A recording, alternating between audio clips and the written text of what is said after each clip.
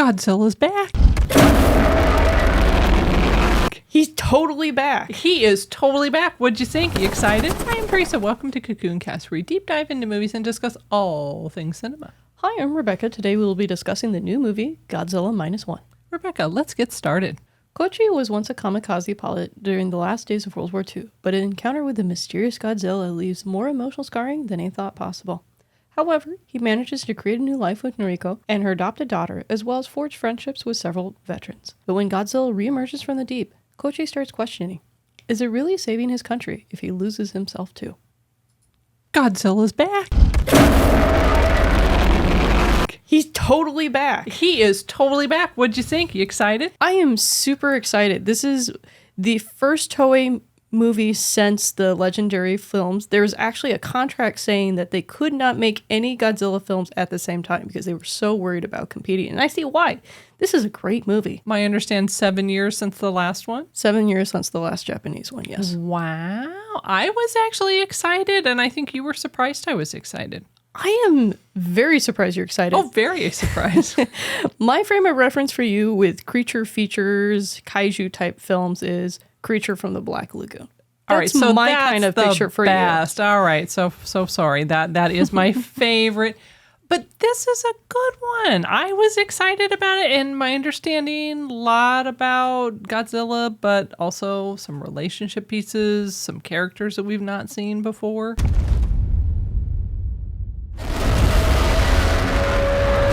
One of the things I loved about this movie was it was not afraid to dive deep into what Godzilla is for the Japanese psyche. I think a lot of people here in the States don't realize that Godzilla is the metaphorical and also at times very literal and tangible representation of the trauma that comes through having your country being blown to bits by an atomic bomb.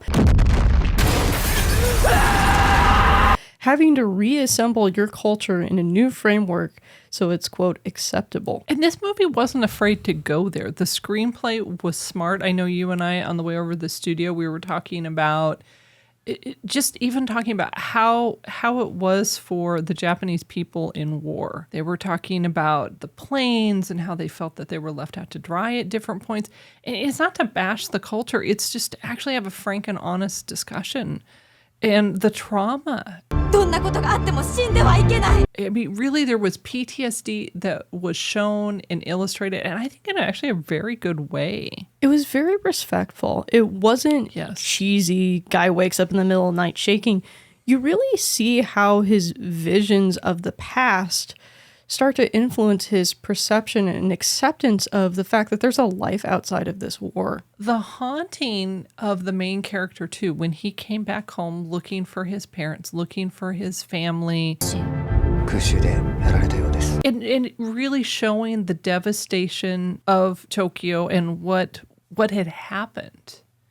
And some of the decisions he made. And I appreciated that he had the opportunity to work through those decisions and at a later date come to peace with them. I think it's interesting also seeing this movie in a post-Oppenheimer landscape. I think that one of the things that people kind of make fun of for Godzilla for, and I must admit I'm guilty of this as well, is he's basically a monster who turned into a nuclear bomb with his atomic breath.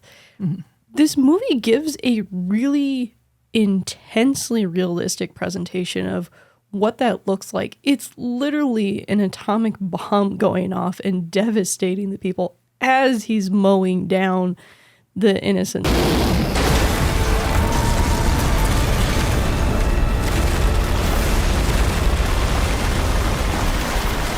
Oh, he's huge. And obviously he's Godzilla, but I just remember looking at the screen and seeing the size of his feet. And to me, that was such a perspective to just say, you're right, he's mowing people down, he's hurting people.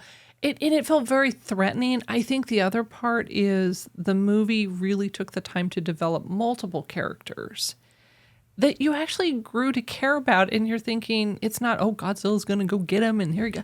you're not really rooting for Godzilla. And I know some movies and earlier franchises, it was easier to root for him because you really didn't care about the people that much. You didn't really get too immersed in their story. I can definitely see that, especially in this postmodern landscape where you have directors like Guillermo del Toro deconstructing what really is a kaiju movie with things like Pacific Rim and how it changed. I love that movie franchise. I know. I'm laughing. I'm thinking, oh, what will she illustrate that with? Pacific Rim.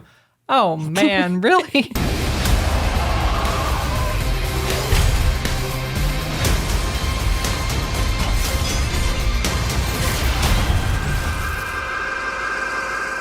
It is pretty cool. All right. You sort of lost me. I'm coming back. Okay. Sorry. You had actually a really good thought there. What's really cool to me is there's movies like Pacific Rim and even Shin Godzilla, directed by the guy most of our stateside viewers may recognize for Evangelion. Oh, okay. Okay. And that's your favorite Godzilla one up to this point, is that correct? Yes, that's correct. Now it's a tie. That should tell you how good this movie is. Wow. I know I enjoyed it. I enjoyed it a lot too. And we went afterward. We keep going to these late movies. Theater was what, a third, maybe more full at this point? I'd say about 2/5 full, yeah. Okay. And there's these little clumps, so it kind of made it a little hard to tell at some points. I would agree with that. But the effects I thought were actually really good. His little spines were kind of bing, bing, bing, glowing.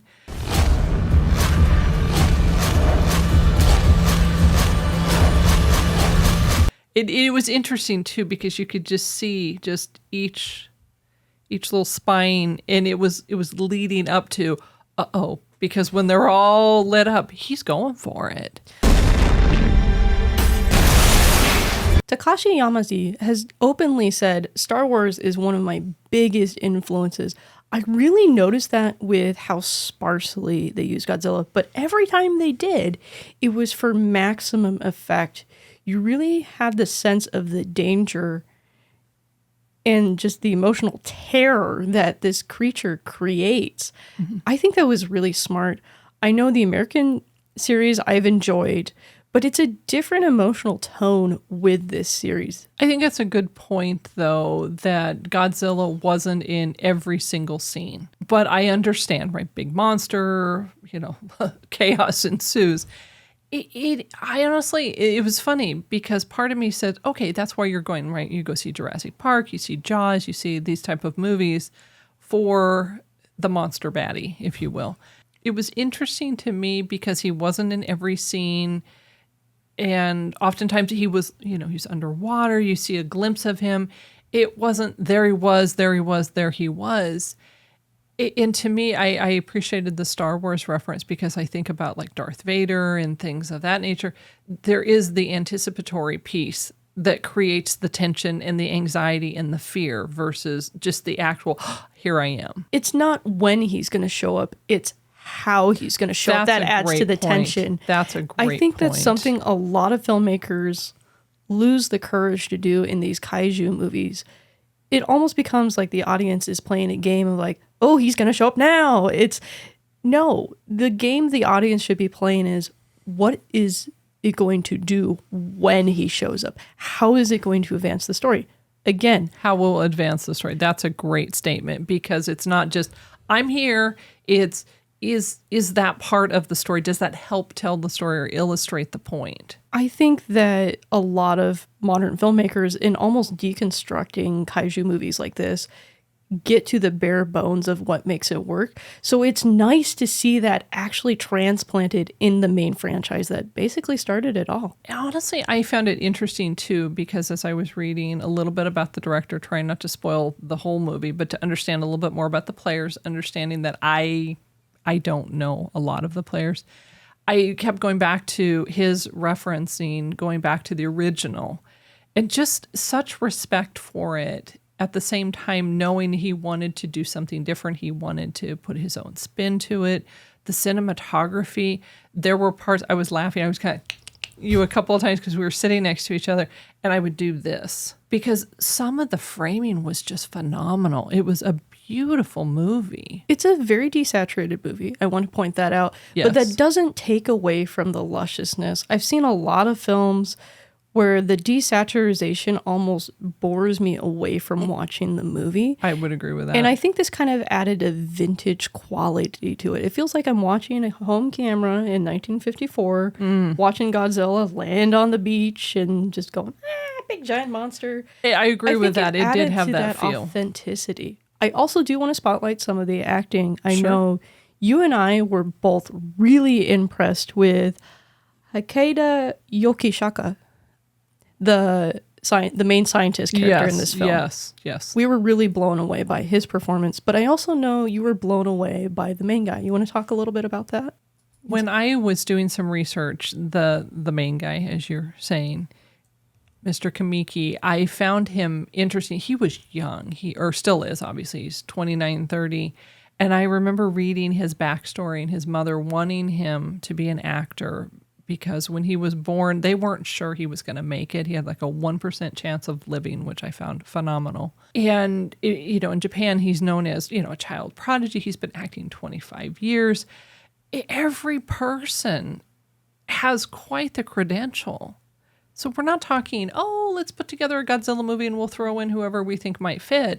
They really cast this well, and the acting was good. There was we call them, his veterans, his band of brothers that came alongside him. And one of the particular characters they called him the doctor. There was the kid, the captain, and the doctor. And the doctor, I really liked him. He, to me, really stole several of the scenes, not intentionally, but just his enthusiasm, what he would say, his movements were really compelling to me. One of the other things I really liked about the cast was how they interacted with each other in different micro groups. It's good. One thing to have two characters interact with each other and bounce off each other quite well.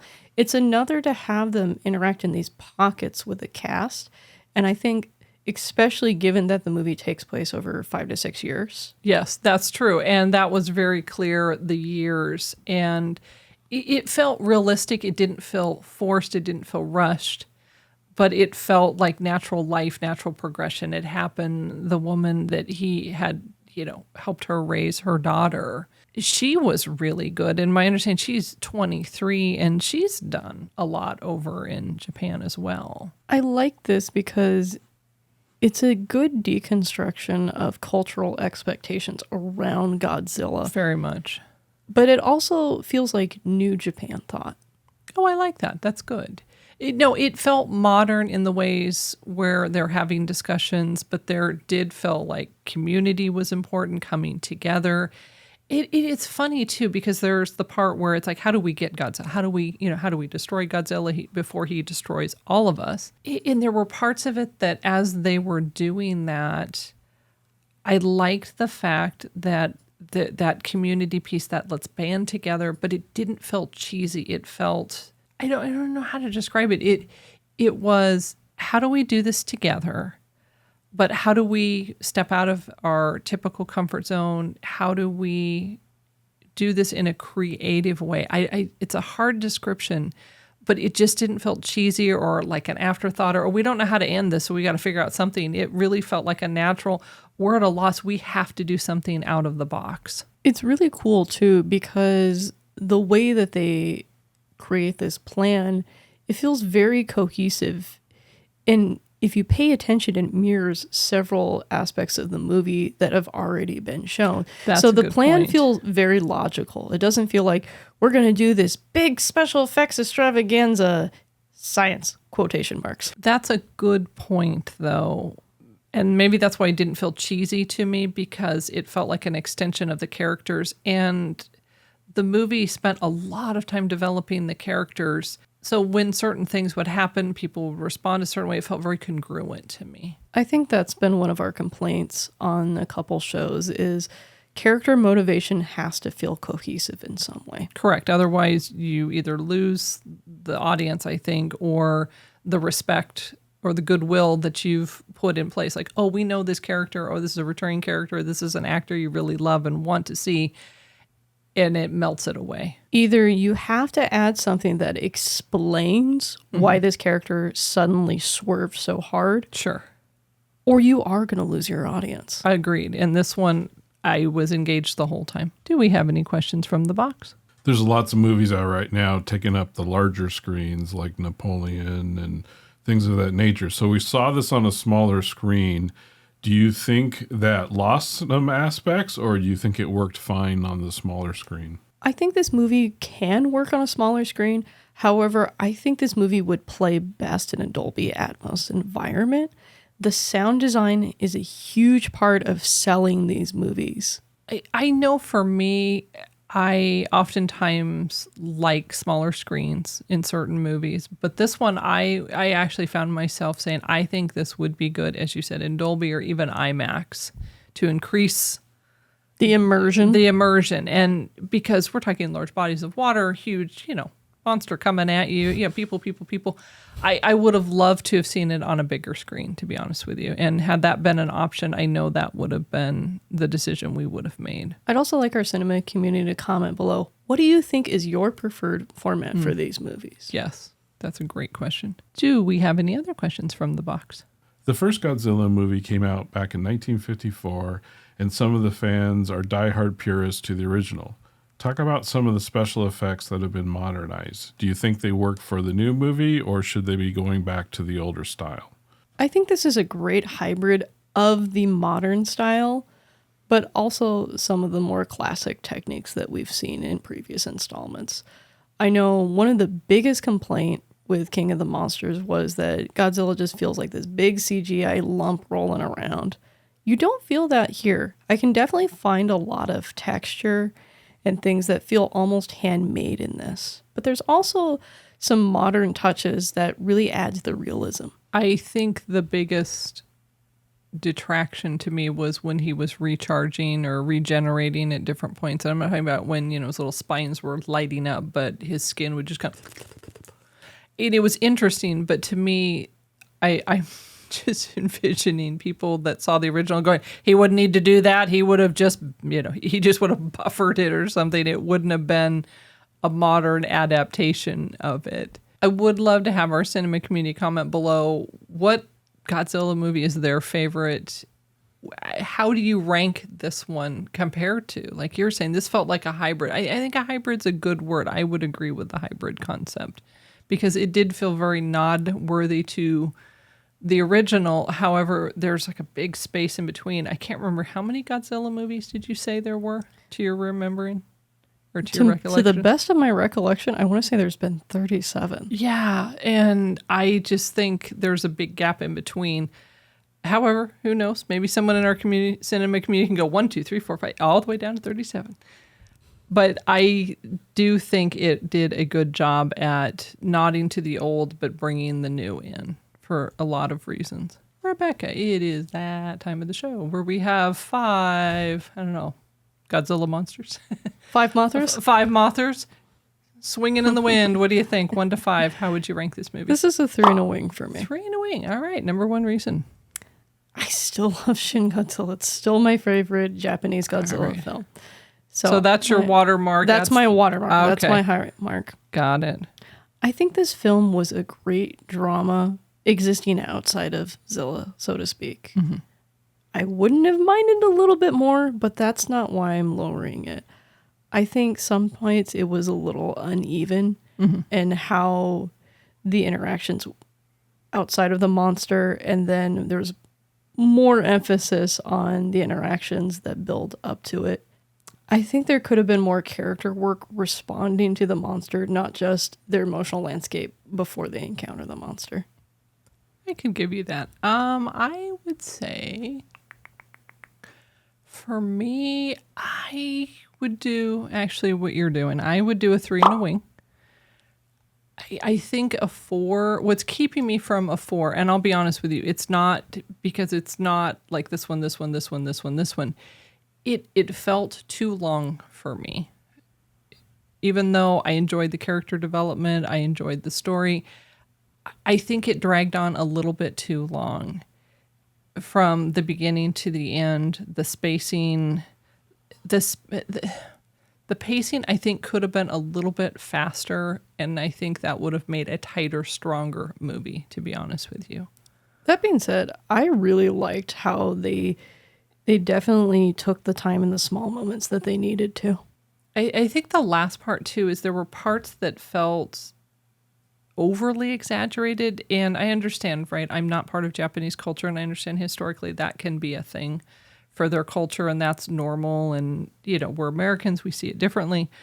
But some of the exaggerations took away from the story to me, because then I'm getting focused on how the person's delivering the message versus hearing the message. There are certain points it felt almost like a parody of a Godzilla movie. I would hear that. I don't disagree with that. That being said, I would say it's a great movie. It is definitely worth a watch, and I would recommend it to our cinema community. When we were coming to the studio, I was already making plans to see it again. That's how good of a movie this is. Exactly. So we hope our cinema community chooses to see it again. Thanks for joining us. We're always excited to create experiences to bring our cinema community together. Watch the notifications for a review of the new movie, Silent Night. Then come back to the channel this weekend for a weekly show, Movies and More, where we will have more movie reviews, the latest Hollywood news, and commentary is snark meant to amuse. Please remember to like, subscribe, and to share our channel. If you enjoyed this movie review, you might click the link to check out our review of The Boy and the Heron, or click the other link to watch last week's special show, where we did a review of Saoirse Ronan's movies, Lady Bird and Brooklyn. Remember, cinema community movies are better together. Thanks for watching. See you in the next review.